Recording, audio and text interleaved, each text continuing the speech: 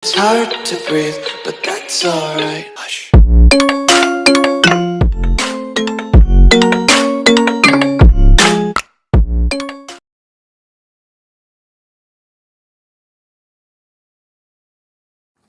Ayan, late ko nang nakuha ang cellphone.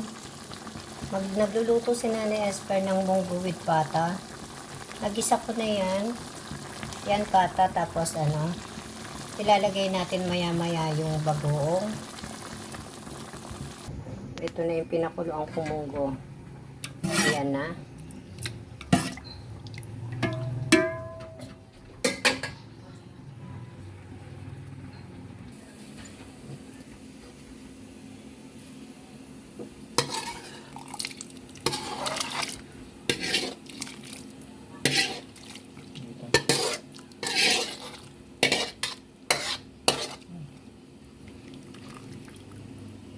Yan, papakuluan natin yan. At mamaya ihahalo pa natin yung Late ko nang nakuha yung cellphone at late ko na rin na video. Pasensya na guys, hindi ko na i-share sa inyo yung talagang actual yung first Masarap to kung wala kayong baboy, pwede namang alternate ng tinapa. Pwede namang alternate ng tinapa guys.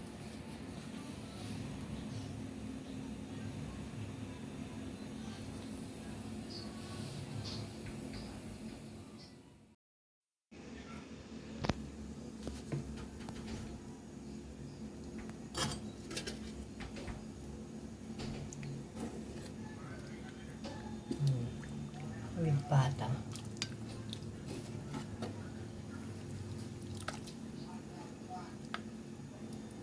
Ako alam nyo guys, mas gusto ko yung yung tinapa lang ang halo.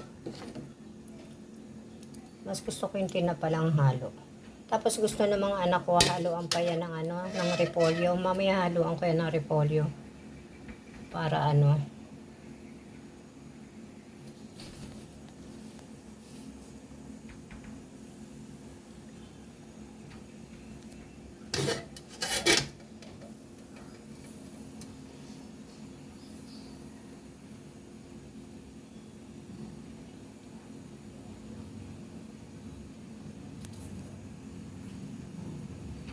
kasi naghahang tong cellphone ko.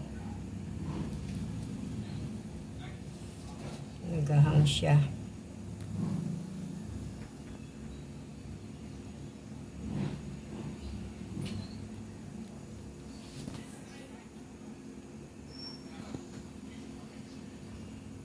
Hindi siya ma-post.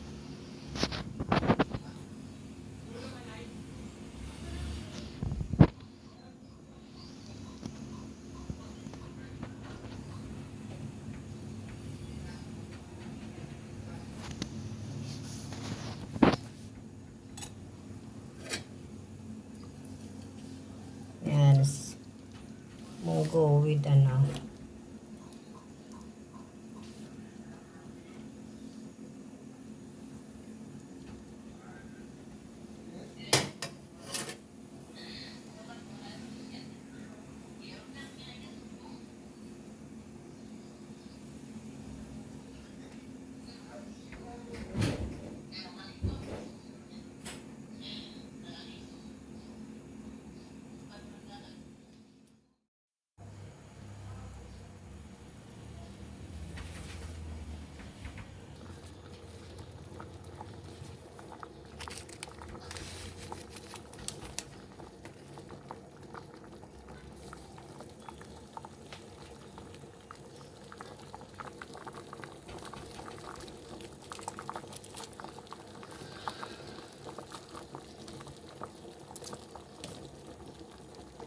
gusto kasi ng mga anak ko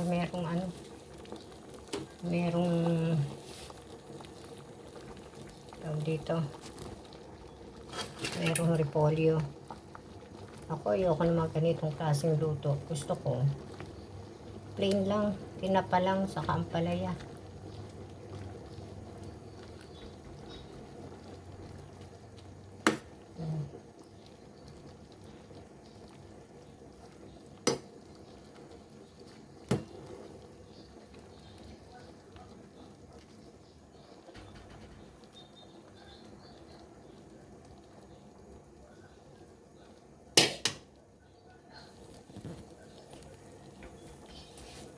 Haluan din natin ng ano, chicharon.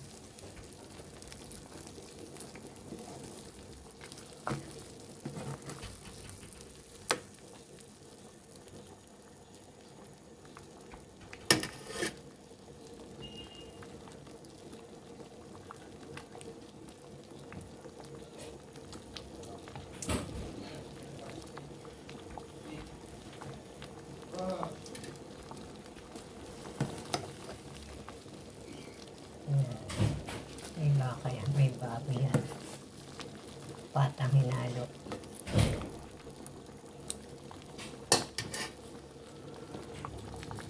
Lagyan natin ng patis ng konti kasi malasa na naman. Konting patis lang. Para yung mga hindi nagsasawsawan. May malapit na po itong maluto. Actually, luto na to. Ayaw lang ng mga apo ko yung ano, yung gulay na matigas. Gusto nila ano, lutong-luto.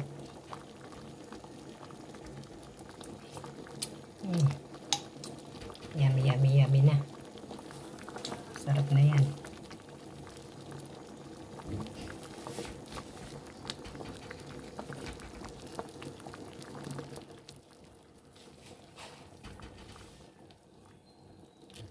A few moments later. Yan, inaanaan na natin. Lapit na maluto yan. Actually, para sa akin, luto na yan dahil tinikman ko na yan. Okay na. Kaya lang yung gulay, baka hindi kainin ng mga apo ko. Basta crispy. Pampalasa rin dyan yung chicharo at bagoong. Malasa na siya.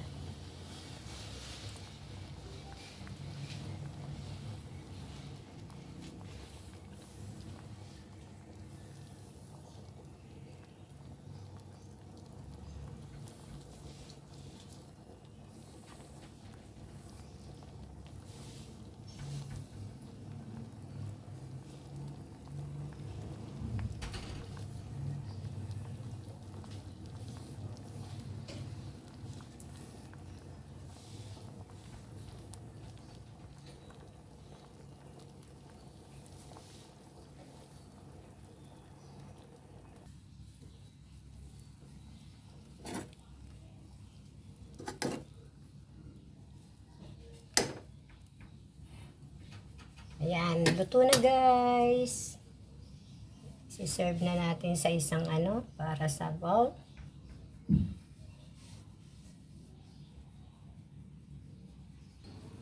Ito na siya.